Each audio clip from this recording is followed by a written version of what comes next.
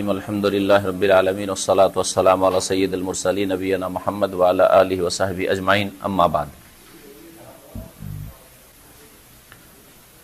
ফাকাদ ক্বালা আল মুআল্লিফ রাহিমাহুল্লাহু তাআলা আন আবি যারিনিল গিফারি রাদিয়াল্লাহু আনহু আনিন নবী সাল্লাল্লাহু আলাইহি ওয়াসাল্লাম ফীমা ইয়ারউইহি আন রাব্বিহি আযজা ওয়া জাল আন্নাহু ক্বালা ইয়া ইবাদি ইন্নী হাররামতু যুলমা আলা নাফসি ওয়া জাআলতুহু বাইনাকুম মুহাররামা ফালা তাযালামু ইয়া ইবাদি কুল্লুকুম দাল্লুন ইল্লা মান হাদাইতুহু ফাস্তাহদুনি আহদিকুম ইয়া ইবাদি কুল্লুকুম জায়ুন ইল্লা মান আত'আমতুহু ফাস্তাত'ইমুনি উত'ইমকুম ইয়া ইবাদি কুল্লুকুম আরিন ইল্লা মান কাসাউতুহু ফাস্তাকসুনি আকসুকুম ইয়া ইবাদি ইন্নাকুম তুখতিউনা বিল-লাইলি ওয়ান-নাহার ওয়া আনা আগফিরু যুনুবা জামিআ ফাস্তাগফিরুনি আগফির লাকুম ইয়া ইবাদি ইন্নাকুম লান তাবলুগু দুররি ফাতাদুররুনি ওয়া লান তাবলুগু নাফই ফাতানফাউনি ইয়া ইবাদি লাউ আন্না আউওয়ালাকুম ওয়া আখিরাকুম ওয়া ইনসাকুম ওয়া জিন্নাকুম কানু আলা আতকা কলবি রাজুলিন ওয়াহিদ মিনকুম মা যাদা যালিকা ফি মুলকি শাইআ ইয়া ইবাদি লাউ আন্না আউওয়ালাকুম ওয়া আখিরাকুম ওয়া ইনসাকুম ওয়া জিন্নাকুম কানু আলা আফজারি কলবি রাজুলিন ওয়াহিদিন মিনকুম মা নাকাসা যালিকা মিন মুলকি শাইআ ইয়া ইবাদি লাউ আন্না আউওয়ালাকুম ওয়া আখিরাকুম ওয়া ইনসাকুম ওয়া জিন্নাকুম কামু ফি সাঈদিন ওয়াহিদ ফাসআলুনি ফাআতাইতু কুল্লা ওয়াহিদিন মাসআলাতাহু মা নাকাসা যালিকা মিম্মা ইনদি ইল্লা কামা ইয়ানকুসুল মিখয়াতু ইযা উদখিলাল বাহরা ইয়া ইবাদি ইন্নামা হিয়া আমালুকুম উহসিহা লাকুম সুম্মা উওয়াফিকুম ইয়াহা ফামান ওয়াজাদা খায়রান ফালইহমাদিল্লাহ ওয়া মান ওয়াজাদা গায়রা যালিকা ফালা ইয়ালুমান্না ইল্লা নাফসাহু রাওয়াহু মুসলিম। আল্লাহ পাকের সমস্ত প্রশংসা, সালাত এবং সালাম নাযিল হোক প্রিয় নবী সাল্লাল্লাহু আলাইহি সাল্লামের উপর। 40 হাদিস থেকে হাদিস নম্বর 24, আবু যার গিফারি রাদিয়াল্লাহু তাআলা আনহু থেকে বর্ণিত। তিনি বলছেন যে নবী করিম সাল্লাল্লাহু আলাইহি সাল্লাম তিনি বর্ণনা করছেন নবী করিম সাল্লাল্লাহু আলাইহি সাল্লাম থেকে, আনিন নবী সাল্লাল্লাহু আলাইহি সাল্লাম মানে তিনি বর্ণনা করছেন নবী করিম সাল্লাল্লাহু আলাইহি সাল্লাম থেকে। আন আবি যারিনিল গিফারি, এই কথাটি বলা হয়নি কোনোদিন। আন মানে কি? থেকে। তাহলে আন আবি যার গিফারি, আবু যার গিফারি থেকে। কিন্তু আমরা যে বর্ণিত, এই বর্ণিত কথাটা নিয়ে আসছি কোত্থেকে পেলাম? হ্যাঁ, রুইয়া অথবা ইউরওয়া, হ্যাঁ, বা মারউইয়ুন, তিনটা হইতে পারে। মারউইয়ুন আন আবি যারিনিল গিফারি, আবু যার গিফারি রাদিয়াল্লাহু তাআলা আনহু থেকে। মারউইয়ুন মানে বর্ণিত, ইসম মাফউল সিগা। অথবা রুইয়া বর্ণনা করা হয়েছে, ইউরওয়া বর্ণনা করা হচ্ছে। জি, আনিন নবী সাল্লাল্লাহু আলাইহি ওয়াসাল্লাম, এখানে ইউরওয়া আনিন নবী সাল্লাল্লাহু আলাইহি ওয়াসাল্লাম বা ইয়ারউই, তিনি বর্ণনা করছেন। আমি কি অর্থ করলাম? তিনি, আবু যার গিফারি বর্ণনা করছেন মানে ইয়ারউই, বর্ণনা করছেন নবী করিম সাল্লাল্লাহু আলাইহি ওয়াসাল্লাম থেকে। ওই হাদিসগুলির মধ্য থেকে যা নবী করিম সাল্লাল্লাহু আলাইহি ওয়াসাল্লাম বর্ণনা করছেন তার রব, হ্যাঁ, জাল্লা জালালহু থেকে। ফিমা ইয়ারউইহি আন রাব্বিহি আযজা ওয়া জাল্লা, যেই হাদিসগুলি নবী করিম সাল্লাল্লাহু আলাইহি সাল্লাম বর্ণনা করেছেন তার রব থেকে, আল্লাহ রাব্বুল আলামিন থেকে। অর্থাৎ রাসূলুল্লাহ সাল্লাল্লাহু আলাইহি ওয়াসাল্লাম এই হাদিস বর্ণনা করছেন কার থেকে? আল্লাহ পাক থেকে। আল্লাহ পাক থেকে রাসূলুল্লাহ সাল্লাল্লাহু আলাইহি ওয়াসাল্লাম বর্ণনা করছেন। এই রকম হাদিসগুলিকে কি বলা হয়?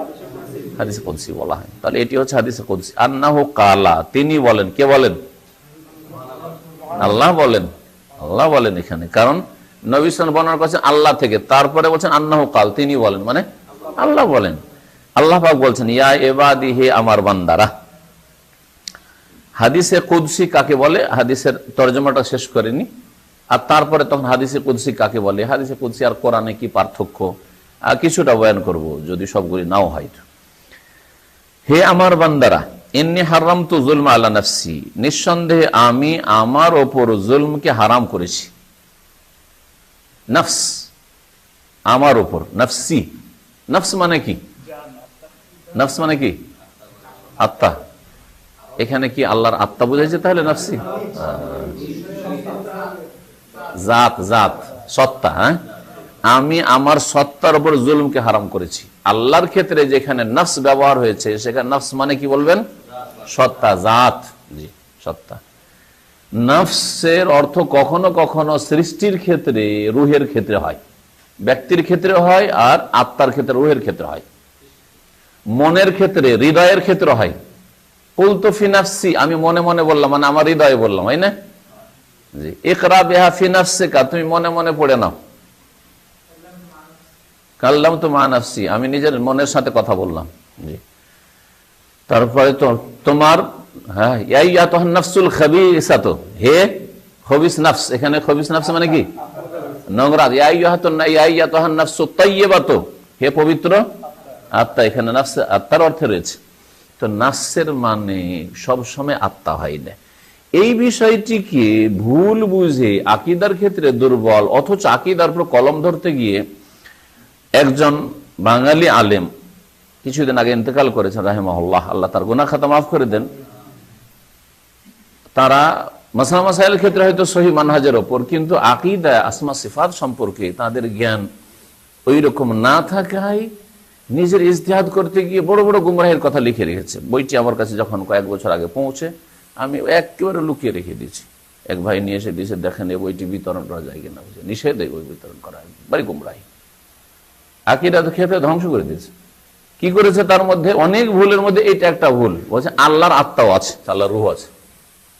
দলিলের পাশে ওয়াইউহাযযিরুকুমুল্লাহু নাফসাহু, হ্যাঁ আল্লাহ, হ্যাঁ তার নফস কি বলে তোমাদেরকে ভয় দেখাচ্ছেন, হ্যাঁ ভীতি প্রদর্শন করছেন। তো নফসাহু মানে রুহের অর্থ করে দিয়েছে। আল্লাহর নফস একাধিক কোরআনের আয়াতে রয়েছে। তো নফস মানে আল্লাহর ক্ষেত্রে রুহ নয়, কি বলবেন? জাত, সত্তা বলবেন। জি, মানুষের ক্ষেত্রে কখনো কখনো রুহের অর্থ হয়। তো এই নফস থেকে নিয়ে রুহ, আর তারপরে আল্লাহর রুহ আছে, আল্লাহর এই আছে, এমন কি আল্লাহর দেহ আছে বলে দিচ্ছে, বদন আছে, জিসিম আছে। কোন আয়াত হাদিস আছে বদন শব্দ এসে বডি বা জিসিম বা জাসাদ এই শব্দগুলো এসছে? কখনো আসেনি। সৌদি আরবের উলামায়ে কেরাম বা যারা আকীদার ক্ষেত্রে সালাফে সালেহিনের মানহাজে, তাদের মানহাজটা হচ্ছে একেবারে নিরাপদ মানহাজ, নিরাপদ পথ। আল্লাহ যা বলেছেন আমরা হ্যাঁ বলবো, আর যা বলেননি, যা না করেছেন সেগুলোকে না করবো, আর যেগুলি সম্পর্কে আল্লাহ নীরব আমরাও নীরব থাকবো। আসমা সিফাতের ক্ষেত্রে, আল্লাহর নাম গুণাবলীর ক্ষেত্রে সহজ ভাষায় খুব বুঝে রাখবেন। বেশি যদি নাও জানেন, আল্লাহ যা হ্যাঁ করেছেন হ্যাঁ করবো, যা না করেছেন না করবো, যা নীরব আমরাও নীরব। ঠিক আছে? রাসূলুল্লাহ সাল্লাল্লাহু আলাইহি ওয়াসাল্লাম আল্লাহ হাত বলেছেন, আমরা কি বলবো? বলবো। পা বলেছেন, নবী সাল্লাল্লাহু আলাইহি ওয়াসাল্লাম পা বলবো। হ্যাঁ, চোখ বলেছেন, আইন বলেছেন, বলবো। ঠিক না? দুই হাত বলেছেন, দুই হাত বলবো। ওয়াজহুন, চেহারা বলে চেহারা বলবো। আল্লাহ যেগুলো না করেছেন, লা তাখুযু সিনাতুন ওয়ালা নওম, আল্লাহকে তন্দ্রাও ধরে না, আল্লাহকে ঘুমও ধরে না, না বলেছেন না বলবো। ঠিক না? জি, এরকম বহু নেগেটিভ আয়াতও রয়েছে, হাদিসও রয়েছে, যেগুলো নবী আল্লাহ পাক রব্বুল আলামিনের নেতিবাচক বা নাবাচক গুণ। জি, নেই নেই নেই, না বলবো। আর যেগুলো ক্ষেত্রে নীরব, হাও নেই নাও নেই, যেমন এগুলোর ক্ষেত্রে, রুহের ক্ষেত্রে হাও নেই নাও নেই, আর নফস দিয়ে রূহ পয়দা করে দেবো। যখন আল্লাহ রাব্বুল আলামিনের জাত আছে, আল্লাহ পাক রব্বুল আলামিনের চেহারা আছে, আল্লাহ রাব্বুল হাত আছে, তখন হাত হইলে দেহ হবে। গুমরাহি, গুমরাহি। এই গুমরাহিতে পড়ে গেছেন তিনি, আল্লাহ পাক তার রহম করেন। তো এই জন্য এই রকমের আকীদা থেকে সতর্ক করছে। যদিও আপনাকে মনে হচ্ছে যে উনি তো সহি আকীদা আরাম ছিলেন, ওনার মাধ্যমে অনেকে সুফিবাদ থেকে বেরিয়ে এসছে, অনেকে শিরক বিদআত থেকে বেরিয়েছে, অনেকে কবর মাজারের পন্থা থেকে বেরিয়ে এসছে, অনেকে অন্ধ অনুসরণ তাকলিদ থেকে বেরিয়ে এসছে। ঠিক আছে, ওগুলো খেদমত, কিন্তু আসমা সিফাতের ক্ষেত্রে জিরো, কিছু জানেন না। সাবধান। ওয়াজআলতুহু বাইনাকুম মুহাররামান, আমি আমার উপর জুলুমকে হারাম করেছি। হাদিসে কি বলা হল? আমি আমার জুলুমকে হারাম। আল্লাহ পাক যে জুলুমকে নিজের উপর হারাম করেছেন, তো যেটা হারাম করা হয় সেটা তিনি যদি হারাম না করতেন তো করতে পারতেন না? পারতেন না? করতে পারতেন না? পারতেন না। আমি হারাম করেছি, কিন্তু আমি যদি হারাম না করতাম তাহলে সেটা করতে পারতাম। ঠিক না? এটাই না বুঝাই? তাহলে যদি এইরকম কেউ প্রশ্ন ওঠায়, আল্লাহ যদি জুলুম করতে চান তো জুলুম করতে পারবেন কি পারবেন না? হ্যাঁ, পারবেন না? তাহলে অপারগ।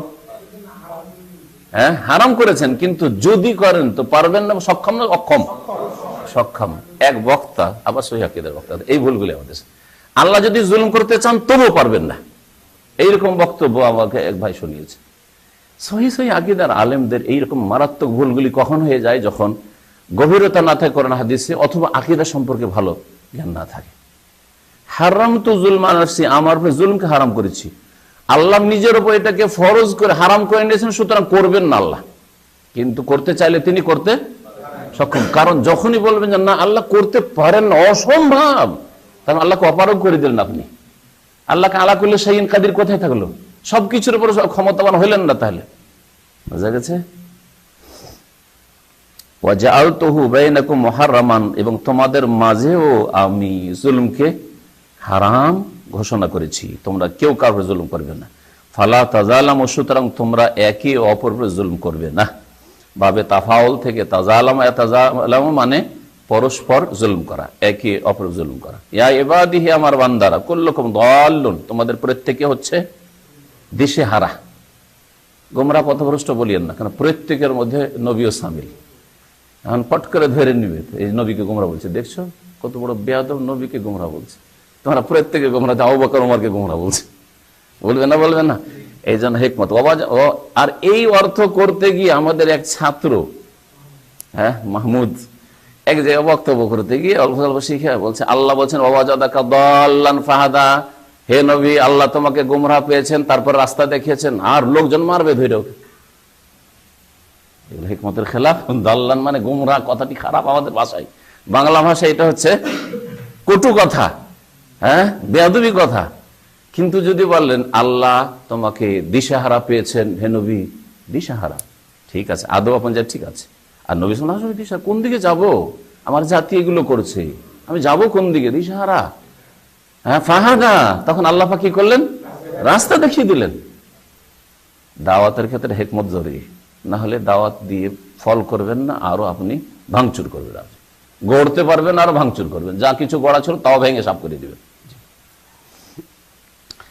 কুল্লুকুম দাল্লুন, তাহলে এখানে যদি অর্থ করি তোমাদের সকলে হচ্ছে দিশেহারা, দিশেহারা, আমরা সকলে দিশেহারা, যদি আল্লাহ দিশা না দেন তো সকলে দিশেহারা। ইল্লা মান হাদাইতু, তবে যাকে আমি রাস্তা দেখাই সে দিশেহারা নয়। ফাস্তাহদুনি, সুতরাং আমার কাছে তোমরা হেদায়েত তলব করো, সঠিক রাস্তা কামনা করো। আহদিকুম, আমি তোমাদেরকে হেদায়েত করব, রাস্তা দেখাবো। ইয়া ইবাদি, আল্লাহর পক্ষ থেকে এগুলো প্রমিস, ওয়াদা, ওয়াদা। ওয়া ইন্নাল্লাহ লা ইউখলিফুল মিয়াদ। ইয়া ইবাদি, আমার বান্দারা, কুল্লুকুম জায়ুন, তোমাদের প্রত্যেকে ক্ষুধার্ত, ক্ষুধার্ত, তোমাদের ক্ষুধার্ত পানাহারের ক্ষেত্রে, যেগুলো অনুভূত মানে খাদ্য বস্তু, পানীয় বস্তু, এছাড়া যত রকমের অন্যান্য প্রয়োজন রয়েছে সেই ক্ষেত্রে, যেটা মুখাপেক্ষী সেই ক্ষেত্রে আমি ক্ষুধার্ত। শুধু খাদ্য আর পানীয়র ক্ষেত্রে মানুষ ক্ষুধার্ত হয় না, ভাই আমি সুস্থতার মুখাপেক্ষী, এটা আমি এই ক্ষেত্রে ক্ষুধার্ত। হ্যাঁ, তো জায়ন শাব্দিক অর্থ ক্ষুধার্ত মানে পেটের খিদা, কিন্তু এতে কি রয়েছে? অর্থের ব্যাপকতা রয়েছে। প্রত্যেকে তোমাদের ক্ষুধার্ত মানে মুখাপেক্ষী। ইল্লা মান আতামতুহু, তবে যাকে আমি খাদ্য দান করি, ফাস্তাতইমুনি, সুতরাং আমার কাছেই খাদ্য তলব করো। উতইমকুম, আমি তোমাদেরকে খেতে দেব। উতইমকুম জজম হবে কেন? হ্যাঁ, ফাস্তাতিউন আমরের জবাব, ফাস্তাতইমুনি কায়দা রয়েছে আমরের জবাবে বিনা ফায়ে যদি আসে তাহলে জজম হবে ওই ফেলকে, আর ফা সহকারে আসলে ওখানে আন উজ্জ থাকবে, সেই জন্য ফা উতইমাকুম হয়ে যেত, ফাতা হয়ে যেত। এটা হচ্ছে আরবি নাহর গ্রামার। ইয়া ইবাদি, হে আমার বান্দারা, কুল্লুকুম আরিন, তোমাদের সকলে বস্ত্রহীন, বস্ত্রহীন। ইল্লা মান কাসাউতুহু, তবে যাকে আমি কাপড় পরাই। তো এখানে শুধু এই অনুভূত কাপড়কে বোঝানো হয়েছে না আরো কিছুকে বোঝানো হয়েছে? এটা হচ্ছে অনুভূত হিস্সি পোশাক, আর একটা হচ্ছে মানবী পোশাক রয়েছে, আভ্যন্তরীণ পোশাক। আভ্যন্তরীণ পোশাক হচ্ছে মানুষের ভালো আমল, ভালো আমলবিহীন যে থাকে সে হচ্ছে বস্ত্রহীন, সে হচ্ছে বস্ত্রহীন। আর এই অর্থে হাদিসও রয়েছে, নবী করিম সাল্লাল্লাহু আলাইহি সাল্লাম তার বিবিগণ সম্পর্কে বললেন, বলে আই কেজু, সহিহ মুসলিম হাদিস রয়েছে, আই কেজু সাওয়াহিব আল হুজারে, সম্ভবত সহিহ বুখারীতে রয়েছে। হে, রমজান মাস ছিল বা কদরের রাত ছিল, আই কেজু সাওয়াহিব আল হুজারে, এই কক্ষের বসবাসকারিনীদেরকে তোমরা জাগিয়ে দাও রাত্রে। ফারুব্বা কাসিয়াতিন ফিদ দুনিয়া আরিয়াতুন ফিল আখিরাহ, অনেক পোশাক বস্ত্র পরিধানকারিনীরা আরিয়াতুন বস্ত্রহীন থাকবে আখেরাতে। তো আখেরাতে সবাই তো বস্ত্রহীন থাকবো, সবাই বস্ত্রহীন উঠবে না? না কারো শরীরে কাপড় থাকবে? সবাই তো। ইন্নাকুম তুহশারুনা ইয়াউমাল কিয়ামাতি হুফাতান উরাতান গুরলা, কিয়ামতের দিনে তোমাদের হাসর হবে, তোমাদেরকে একত্রিত করা হবে হুফাতান খালি পায়ে, উরাতান বস্ত্রহীন উলঙ্গ করে, আর গুরলান আর খাতনাবিহীন। তাহলে যার আমল আছে সেও তো বস্ত্রহীন থাকবে, যার আমল নাই যে জাহান্নামী সেও বস্ত্রহীন থাকবে, মানে যেটা অনুভূত বস্ত্র পোশাক কাপড় চোপড়। তাহলে এখানে কি বোঝানো হয়েছে হাদিস থেকে? ফারুব্বা কাসিয়াতিন ফিদ দুনিয়া, অত্যন্ত গুরুত্বপূর্ণ হাদিস মানুষের ইসলামের ক্ষেত্রে, যে আজকে ভালো ভালো তুমি কাপড় পরে আছো আর খুব সুখের জিন্দেগি কাটাচ্ছ, কিন্তু আরিয়াতুন ফিল আখিরা, পরকালে বস্ত্রহীন থাকবে, মানে নেকি বিহীন থাকবে, নেক আমল বিহীন থাকবে, নেক আমল থেকে কি থাকবে? শূন্য থাকবে, বস্ত্র শূন্য। এখানে কাপড়ের বস্ত্র শূন্য বোঝানো হয়, কি বোঝা হয়েছে? আমল থেকে শূন্য থাকবে। এই ক্ষেত্রে আর একটি মজার কথা শোনেন। আমাদের একজন ওস্তাদ ছিলেন, তার কাছে এক বয়স্ক লোক, খুব প্রভাবশালী, 22 গ্রামের সর্দার, বড় একটা মাদ্রাসা চালাতো, আমরা সে মাদ্রাসায় পড়েছি। সেই গ্রামের সেখানকার সর্দার কে তার বৌমা স্বপ্নে দেখলো যে আমার শ্বশুর কবর থেকে উঠেছে একবার উলঙ্গ হয়ে। এরকম যদি কোনো মৃতকে উলঙ্গ অবস্থায় দেখা যায়, স্বপ্ন শরীয়তের দলিল নাই, কিন্তু এটাতে সম্ভাবনা রয়েছে যে এই লোকটির আমলে ত্রুটি রয়েছে, আমল থেকে বস্ত্রহীন রয়েছে, আমলে ত্রুটি রয়েছে। সুতরাং এর জন্য সাদকা খায়রাত করে আমল বাড়ান, এর আযাবকে হালকা করার চেষ্টা করেন, এর জন্য কিছু নেক আমল পাঠান, এর জন্য উমরা হজ বা বিভিন্ন যে নেক আমল দোয়া ইত্যাদি করেন। যদি কারো আপনজন এরকম অবস্থায় দেখা যায়, আল্লাহ না করে এরকম হয়, অনেক সময় শয়তান আবার করতে পারে, শয়তান দেখাইতে পারে, জরুরি নয়, কারণ কোন শরীয়তের উৎস স্বপ্ন নয়। একটা ভালো মানুষ সম্পর্কে, নেক মানুষ সম্পর্কে যদি এরকম দেখে নেন, তা আপনার যেন কুধারণা না হয় যে এই লোকের হয়তো কোনো পাপ ছিল, জরুরি নয়। কি বললাম তাহলে? এই হাদিসের অর্থ কি হবে? হে আমার বান্দারা, তোমাদের সকলে বস্ত্রহীন, তবে যাকে আমি কাপড় পরে, ফাস্তাকসুনি, সুতরাং আমার কাছে তোমরা বস্ত্র কামনা করো, চাও।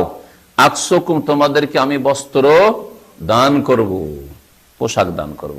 কি অর্থ?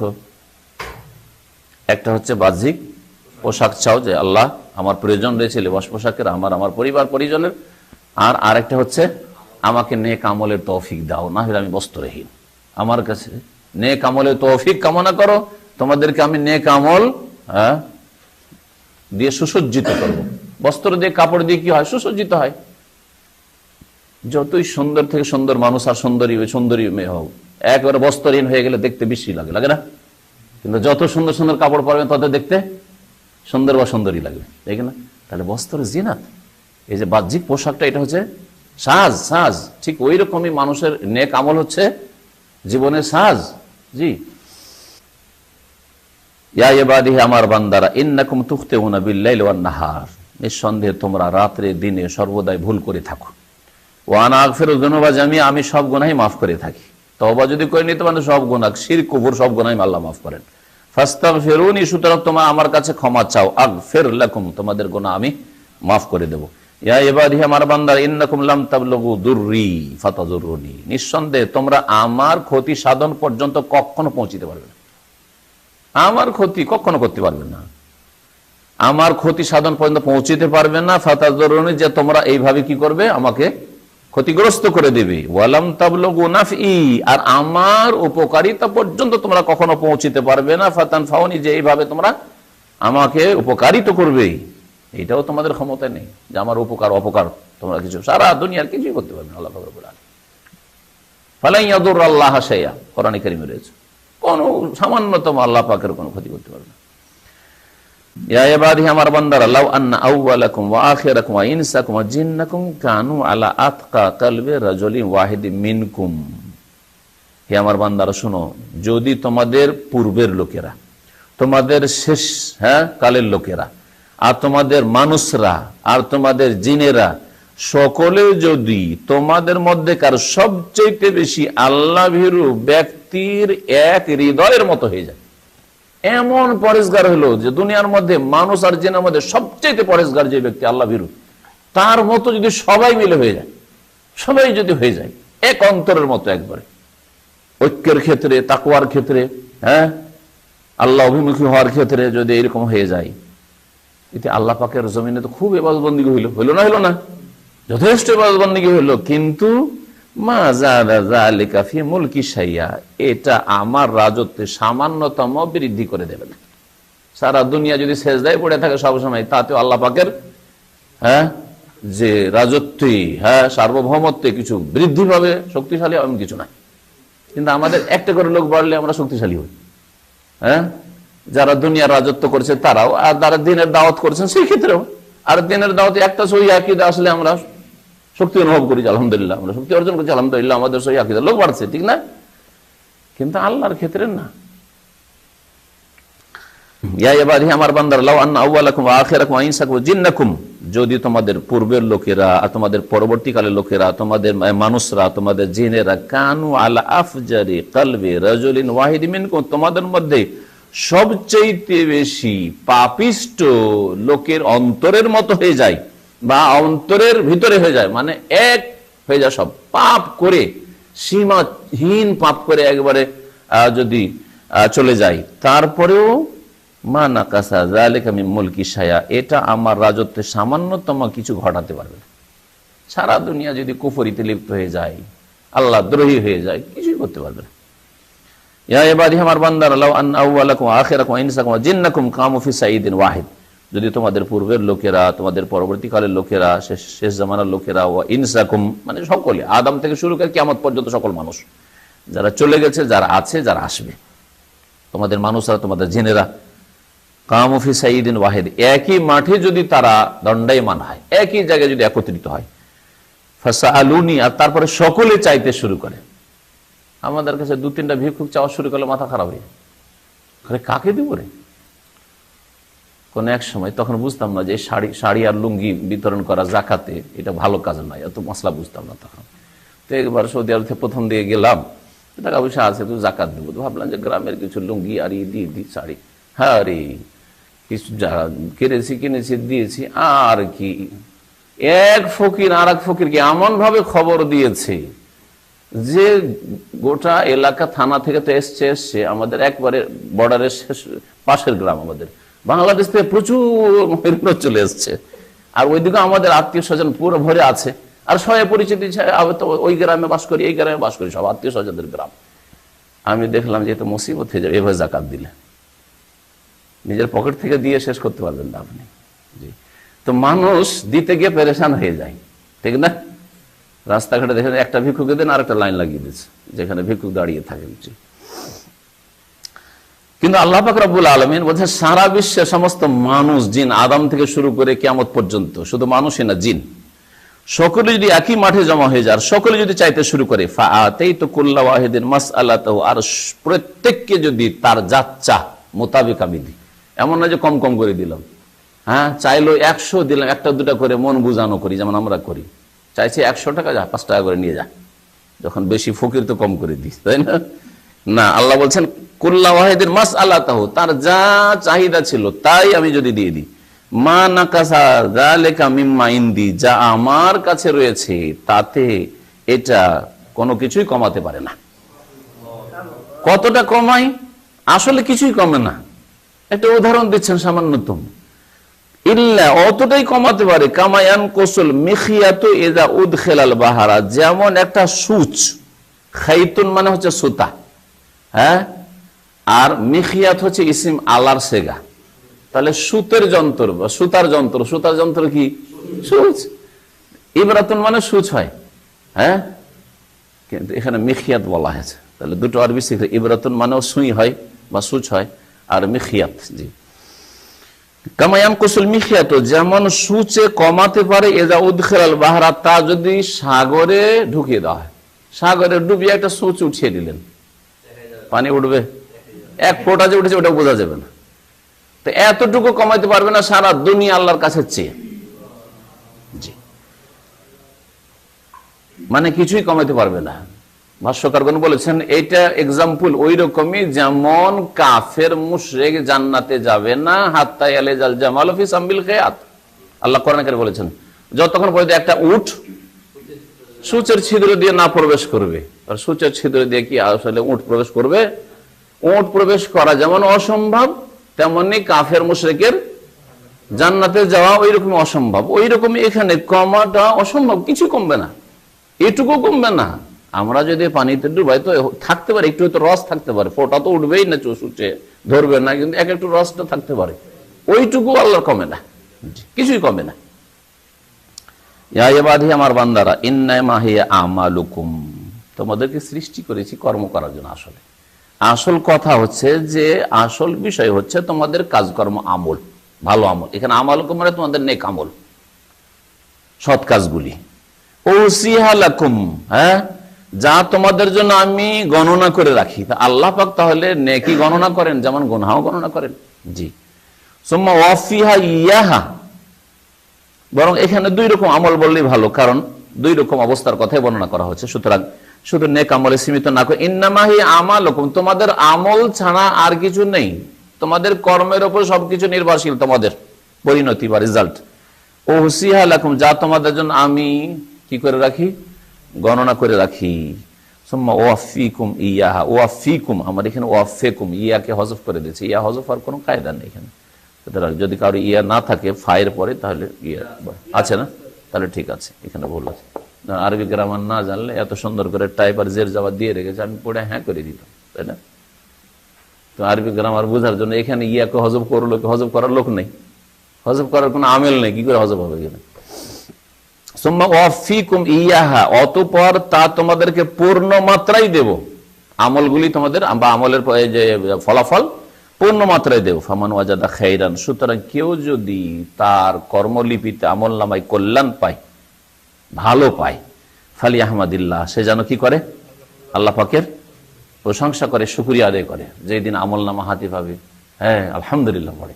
আর দুনিয়াতে যদি দেখো যে না আমার কাজকর্ম ভালো, আমার আকীদা ভালো, আমার ইবাদত ভালো, আমার আখলাক ভালো, তো আলহামদুলিল্লাহ বলেন যে আল্লাহ পাক আপনাকে তৌফিক দিয়েছেন, হেদায়েত করেছেন, সহি পথে আপনাকে রেখেছেন, এবং আপনার চেষ্টা আছে বলে আল্লাহ রেখেছেন। এমন নয় যে আল্লাহ পাক জবরদস্তি আপনাকে রেখেছেন আর কাউকে জবরদস্তি রাখেন, এমনও নয়। ওমান ওয়াজাদা গায়রা যালিকা, আর যদি কেউ এর ব্যতিক্রম পায়, প্রথমটাতে খায়রান বললেন, দ্বিতীয়টাতে শাররান কেন বললেন না? আল্লাহ পাক সত্যি খারাপ জিনিসটাকে উল্লেখ করতে চান না, আর আল্লাহ চান না বান্দার জন্য যে খারাপ করুক আর খারাপ তার পরিণতি হোক। ওমান ওয়াজাদা গায়রা যালিকা, এর যদি ব্যতিক্রম পায়, আমরা অনেক সময় ভদ্র ভাষায় বলি না যে আপনার যদি ভালো হয় তো খুব ভালো, আর এর যদি বিপরীত হয় বা এর যদি কোনো কিছু ব্যতিক্রম হয়, বললাম না খারাপ হয়, খারাপ কথাটা বললাম না। আল্লাহ পাক এই আদব শিখিয়েছেন। ওমান ওয়াজাদা গায়রা যালিকা, কেউ যদি এর ছাড়া অন্য কিছু পায়, ফালা ইয়ালুমান্না ইল্লা নাফসা, তাহলে নিজেকে ছাড়া অন্যকে যেন তিরস্কার না করে, দোষ তার নিজেকে ছাড়া অন্য কাউকে যেন তিরস্কার না করে। আর কার দোষ চাপাবেন আপনি? আপনার দোষে জাহান্নামে, আপনার দোষে পাপের বোঝা প্রত্যেকটি ক্ষেত্রে। কেউ বলতে পারবে না যে আমি তো ভালো পথে চলার চেষ্টা করেছিলাম কিন্তু আমাকে এরকম করে দিয়েছে। না, কাজটা তো তুমি করেছো, পাপটা তো তুমি করেছো, অন্যায় তুমি করেছো, অন্যায় কথা তুমি বলেছো। ফালা ইয়ালুমান্না ইল্লা নাফসা, রাওয়াহু মুসলিম, হাদিস সহিহ মুসলিমের। এই হাদিসে প্রথম যে বিষয়টি সেটা হচ্ছে হাদিসে কুদসি। হাদিসে কুদসির সংজ্ঞা কি, কাকে বলা হয়? যা নবী করিম সাল্লাল্লাহু আলাইহি সাল্লাম তার রব থেকে বর্ণনা করেছেন। কুল্লু মা রাওয়াহু নবী সাল্লাল্লাহু আর রাব্বিহি আযজা ওয়া জাল, রাসূলুল্লাহ সাল্লাল্লাহু আলাইহি ওয়াসাল্লাম যদি আল্লাহ পাক থেকে বর্ণনা করেন সেটা হচ্ছে হাদিসে কুদসি। কিন্তু সেটা কোরআনের অংশ নয়, সেটা সর্বসম্মতিক্রমে বিল ইজমা কোরআনের অংশ নাই। যদিও দুটোই নবী সাল্লাল্লাহু আলাইহি ওয়াসাল্লাম আল্লাহর পক্ষ থেকে পৌঁছেছেন, কোরআনে কারীম আল্লাহর পক্ষ থেকে তিনি পৌঁছিয়েছেন, মুবাল্লিগ তিনি, আর হাদিসে কুদসি আল্লাহর পক্ষ থেকে পৌঁছিয়েছেন। হাদিসে কুদসি সম্পর্কে ওলামাদের দ্বিমত রয়েছে যে সেটা আর ভাষা অর্থ দুটোই আল্লাহর, না শুধু তার অর্থটা আল্লাহর আর শব্দগুলি বাক্যগুলি রাসূলুল্লাহ সাল্লাল্লাহু আলাইহি ওয়াসাল্লামের, এটা দ্বিমত রয়েছে। একদল বলছেন না, শব্দ অর্থ দুটোই আল্লাহ। তার মানে হাদিসে কুদসি যেই বাক্যগুলি আমরা পড়লাম আর অনুবাদ করলাম, ব্যাখ্যা করলাম, শব্দগুলিও বা বাক্যগুলিও কার? আল্লাহর। একটি মত। দ্বিতীয় মত হচ্ছে না, আর দ্বিতীয় মতটাই ঠিক। কারণ যদি বলা যায় এর শব্দ আর অর্থ দুটোই আল্লাহর, তাহলে এতে আর কোরআনে পার্থক্য আবার কি থেকে যেতে হবে? কোরআনে কারিমের আলফাজ এবং মানি, শব্দ এবং অর্থ সবগুলি আল্লাহর। হাদিসে কুদসিতে অর্থটা আল্লাহর পক্ষ থেকে, শব্দগুলি রাসূলুল্লাহ সাল্লাল্লাহু আলাইহি ওয়াসাল্লাম হইতে পারে, আবার আল্লাহরও হইতে পারে। কিছু আল্লাহর আছে, আর হইতে পারে যে তিনি আল্লাহর কথাগুলিকে নিজের ভাষায় তিনি প্রকাশ করেছেন। প্রথম উক্তি বলছে আল হাদিস আল কুদসি মিন ইনদিহি লাফজাহু ওয়া মানাহু, মিন ইনদিল্লাহি আল্লাহর পক্ষ থেকে তার শব্দ এবং অর্থ, এটা বললাম। দ্বিতীয় মত হচ্ছে আল হাদিস আল কুদসি মানাহু মিন ইনদিল্লাহ, অর্থ তো আল্লাহর পক্ষ থেকে, ওয়া লাফজুহু লাফজুন নবী সাল্লাল্লাহু আলাইহি ওয়াসাল্লাম, শব্দগুলি নবী সাল্লাল্লাহু আলাইহি ওয়াসাল্লামের পক্ষ থেকে। এর যুক্তি হচ্ছে দুটি। একটি যুক্তি তো বললাম কি, লাউ কানা আল হাদিসুল কুদসি মিন ইনদিল্লাহি লাফজান ওয়া মানান, যদি শব্দ আর অর্থ দুটোই আল্লাহর পক্ষ থেকে হাদিসে কুদসির হয়, তো লাকানা আলা সানাদাম মিনাল কোরআনে, প্রথম কি বললাম, যেটা একটু আগে বললাম, সেটা হচ্ছে তাহলে কোরআন আর হাদিসে কুদসিতে পার্থক্য থাকে না। 2 নম্বরে ভাষ্যকার ওটা বয়ান করেছেন, আর প্রথমটা বয়ান করেছেন। আর তাহলে আরেকটা শুনি, সেটা হচ্ছে যে তাহলে হাদিসে কুদসিটা কোরআনের চাইতেও বেশি কি হয়ে যায়, শক্তিশালী হয়ে যায়। আলা সানাদান, সনদ সূত্রের দিক থেকে উচ্চ পর্যায়ের হয়ে যায় কোরআনের চাইতেও। কেন? কারণ হাদিসে কুদসি রাসূলুল্লাহ সাল্লাল্লাহু আলাইহি ওয়াসাল্লাম বয়ান করেছেন আল্লাহ থেকে। হাদিসে কুদসি কার থেকে বয়ান করেছেন? স্বয়ং আল্লাহ থেকে বয়ান, ফিমা ইয়ারবিহি আন রাব্বিহি, রব থেকে সরাসরি ডাইরেক্ট। আর কোরআন জিবরাইল আলাইহিস সালাম নিয়ে নামছেন, তাহলে মাঝখানে সনদে আরেকজন বেড়ে গেলেন, জিবরাইল বেড়ে গেলেন, তাহলে কোরআনের উপরে চলে যায় না হাদিসে কুদসি? এই জন্য ভুল এটা। জি, কারণ কোরআন সম্পর্কে আল্লাহ বলছেন কুল নাযালাহু রুহুল কুদুস মির রাব্বিকা, হে নবী, রুহুল কুদুস পবিত্র আত্মা তোমার রবের পক্ষ থেকে কোরআনে কারীম নিয়ে অবতরণ করে। জি, নাযালা বিহি রুহুল আমিন আলা কলবিকা লিতাকুনা মিনাল মুনজিরিন। জি, রুহুল আমিন বিশ্বস্ত আত্মা জিবরাইল আমিন নিয়ে আসে কোরআন। দ্বিতীয় যেটা বললাম, যে যদি হাদিসে কুদসি আল্লাহর তরফ থেকে তার শব্দ আর অর্থ দুটোই হয়, লাম ইয়াকুন বাইনাহু বাইনাল কোরআনে ফারকুন, কোরআন আর হাদিসে কুদসিতে কোনো পার্থক্য থাকে না, কারণ দুটোই তাহলে একই রকম আল্লাহর কালাম হয়ে যায় শব্দের দিক থেকে, অর্থের দিক থেকে। এটাও ঠিক নয় মোটেই। অমিনাল মালুমে, আর এটা সর্বজন বিদিত, আন্না বাইনাল কোরআন ওয়াল হাদিসিল কুদসি ফুরুকান কাসীরা, কোরআনে কারীমের মাঝে আর হাদিস কুদসির মাঝে অনেক দিক থেকে পার্থক্য রয়েছে। ভাষ্যকার 8টি পার্থক্য উল্লেখ করেছেন। কত দেব? 1/4? দুটা বলি না। প্রথম হচ্ছে যে কোরআনে কারীমের তেলাওয়াতই হচ্ছে ইবাদত, কারণ তেলাওয়াত হচ্ছে ইবাদত, কিন্তু হাদিসে কুদসির তেলাওয়াত ইবাদত নয়, তেলাওয়াত ইবাদত নয়। অর্থ যদি বুঝেন আর যদি সেটা দর্শতাদিস করেন, যেমন আমরা শিখছি, তাহলে নেকি আছে। কিন্তু আলিফ লাম মিম যালিকাল কিতাবু লা রাইবা ফিহি হুদাল লিল মুত্তাকিন, প্রত্যেক অক্ষরে অক্ষরে এক নেকি, ওয়াল হাসানাতু বিআশরি আমসালিহা, না, এটা নয় হাদিসে কুদসি। জি। 2 নম্বর হচ্ছে যে আল্লাহ পাক কোরআনে কারীম দিয়ে কাফেরদেরকে চ্যালেঞ্জ করেছেন, ইন কুনতুম ফি রাইবিম মিম্মা নাযালনা আলা আবদিনা, আমার বান্দার উপর যা নাযিল করেছি তুই এতে সন্দেহ কর, ফাতু বিসূরাতিন মিসলিহি, এরকম একটা সূরা নিয়ে আসো। রাহমাতুল্লাহি ওয়া বারাকাতুহু। এই হাদিসটা শেষ করি, টাইম তো বেশি নাই, তো আর বলা যাবে না। তো আল্লাহ পাক চ্যালেঞ্জ করেছেন কোরআনে কারীম দিয়ে, বুঝা গেছে?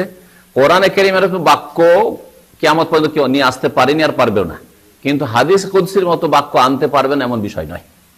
হতে পারে কেউ নিয়ে আসতে পারে এরকম বাক্য, অলঙ্কারপূর্ণ। জি,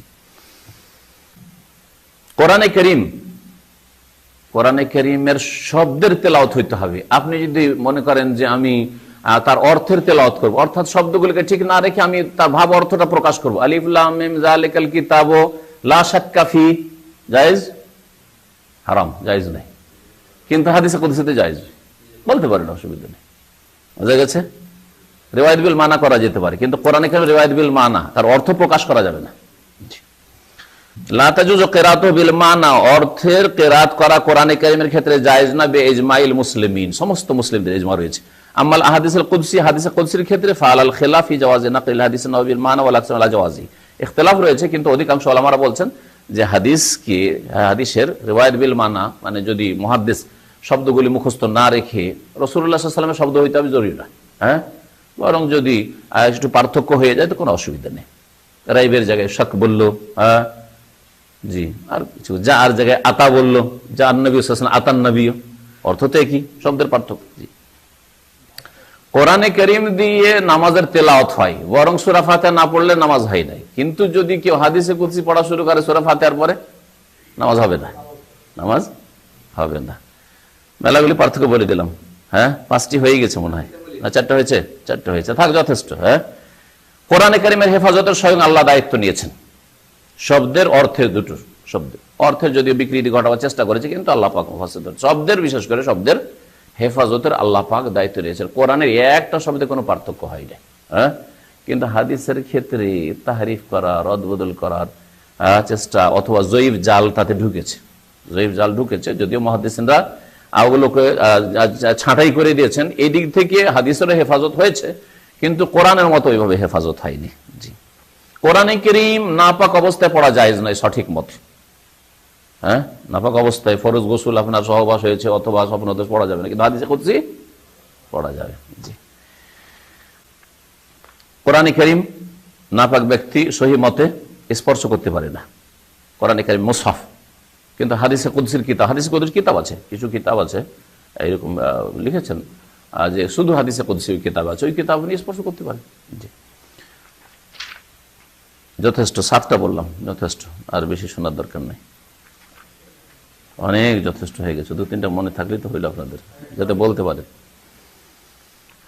আমি যে বিষয়টি বললাম যে আল্লাহ পাক জুলুম করতে সক্ষম কিনা, আন্নাল্লাহ তাআলা কাদিরুন আলা জুলমে, আমার কথা আমি নিজে অনেক সময় বয়ান করলে ভাবে যে এটা তো শাইখের কথা, আর একজন শাইখ তো বলেছে যে না, জুলুম করতে পারবে না, তো কোনটা বা নিব? হ্যাঁ, তো শাইখ ইবনে উসাইমিনের সারা না, শাইখ ইবনে উসাইমিন রাহমাতুল্লাহ নিজে বলছেন যে আল্লাহ জুলুম করতে সক্ষম, লাকিন্নাহু হারামা আলা নাফসিহি, তবে তিনি নিজের উপর কি করেছেন? হারাম করেছেন, লিকামালে আদলিহি, তার পূর্ণ ইনসাফের ভিত্তিতে, হ্যাঁ, ন্যায় নীতির পূর্ণতার ভিত্তিতে। জি,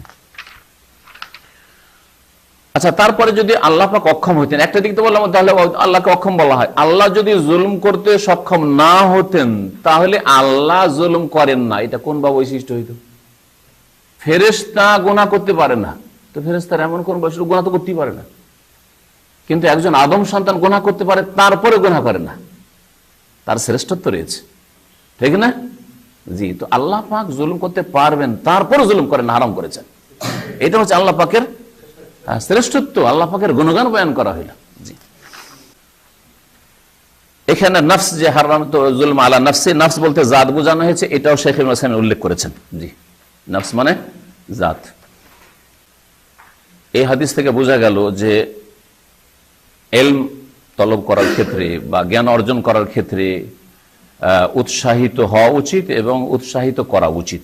আল্লাহ পাক রব্বুল স্বয়ং উৎসাহিত করেছেন, বান্দাদেরকে এসবগুলি জানিয়েছেন। আল-হাসসু আলা তালাবিল ইলম, তোমরা সকলেই কি বিভ্রান্ত, সকলে তোমরা দিশে হারা, তাহলে দিশা খুঁজো, হ্যাঁ, সঠিক রাস্তা খুঁজো, তাহলে আল্লাহ উৎসাহিত করছেন। জি, গুনাহ সম্পর্কে হাদিসে গুনাহর কথা আসলো না, যে কোনো গুনাহ আমি মাফ করতে পারি, আসলো কি আসলো না? গুনাহ হচ্ছে 3 প্রকার, গুনাহ হচ্ছে 3 প্রকার। তিসমুন লা বুদ্দা ফিহি মিন তওবা, এক রকমের গুনাহ যার তওবা করা বিল ইজমা ফরজ, তওবা না করলে আল্লাহ কখনো মাফ করবেন না। সেটা হচ্ছে বড় শিরকের গুনাহ, কুফরের গুনাহ, বড় মুনাফিকের গুনাহ। কুফরি মানে নাস্তিকতা বা ইসলামের কোনো ফরজকে অস্বীকার করা বা হারামকে জায়েজ মনে করে নেওয়া, হালাল মনে করে নেওয়া, যে যার মাধ্যমে ঈমান ভঙ্গ হয়ে যায়। তাহলে কুফরি শিরকের গুনাহ বিনা তওবাতে আল্লাহ কখন মাফ করবেন না। তো এক হলো গুনাহ, এক রকমের গুনাহ। দ্বিতীয় গুনাহ হচ্ছে সাগীরা গুনাহ, যে সাগীরা গুনার জন্য তওবা শর্ত নয়, বরং নেক আমল করলেই কি হয়ে যায়? সাগীরা গুনাহ মাফ হয়ে যায়। আর তৃতীয় রকমের গুনাহ হচ্ছে যেই গুনাহগুলির জন্য তওবা আবশ্যক নয়, তবে অধিকাংশ ওলামাদের নিকটে তার জন্য কাবিরা গুনাহের জন্য তওবা করতে হবে। ইখতিলাফ রয়েছে এই ক্ষেত্রে, যদিও অধিকাংশ ওলামারা বলেছেন যে তওবা করা শর্ত কাবিরা গুনাহের ক্ষেত্রে, যেগুলো কুফরি গুনাহ নয়, মানে কাবিরা গুনাহ একটা ফরজ ছেড়েছে, তওবা করার শর্ত। কিন্তু কখনো কখনো হয়তো তওবা করার সুযোগ পায়নি, তারপরও সেই গুনাহর শাস্তি যে অবশ্যই দেবেন এটা জরুরি নয়। হাদিসে রয়েছে কেউ যদি এই পাপগুলি করে ফেলে তাহলে ফাহুয়া ইলাল্লাহ, তাহলে আল্লাহর মর্জি, আল্লাহর ইচ্ছা। ইনশা আযাবাহু ওয়া ইনশা গাফারা লাহু, আল্লাহ চাইলে ওকে আযাব দেবেন, শাস্তি দেবেন, মানে মাফ করেন নাই। আর আল্লাহ যদি চান তার রহমতে বা নবীর শাফাআতে বা কারো শাফাআতে, তাহলে কি করবেন? মাফ করবেন। বোঝা গেছে না? তাহলে গোনা হচ্ছে, একটা হচ্ছে কুফরি শিরকের গোনা, বিনা তওবাতে মাফ হবে না সর্বসম্মতিক্রমে।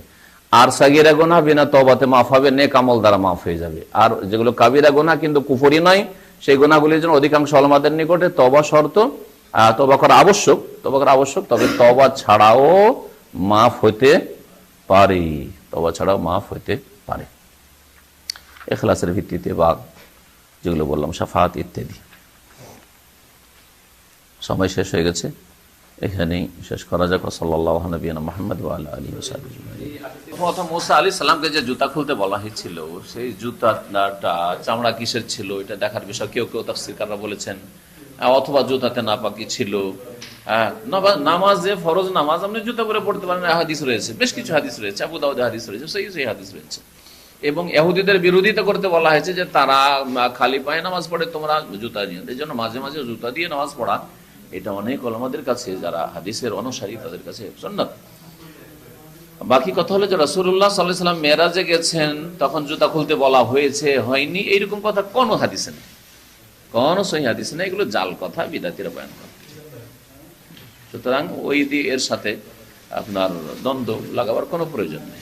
এই হাদিসের খেলাফ তো ওদের ফাজাইলে হজের এই কথাগুলি, যে আল্লাহর আরশের চাইতে এই নবী সাল্লাল্লাহু আলাইহি ওয়াসাল্লাম কবর মুবারক, আল্লাহর আরশের চাইতে, কুরসির চাইতে, কাবার চাইতে, ইত্যাদির চাইতে নবী সাল্লাল্লাহু আলাইহি ওয়াসাল্লাম কবরের জায়গা উত্তম, যেখানে নবী সাল্লাল্লাহু আলাইহি ওয়াসাল্লাম মুবারক দেহ লেগে আছে, এইসব কথা যে ফাজাইলে বলেছে, এগুলো ভিত্তিহীন কথা।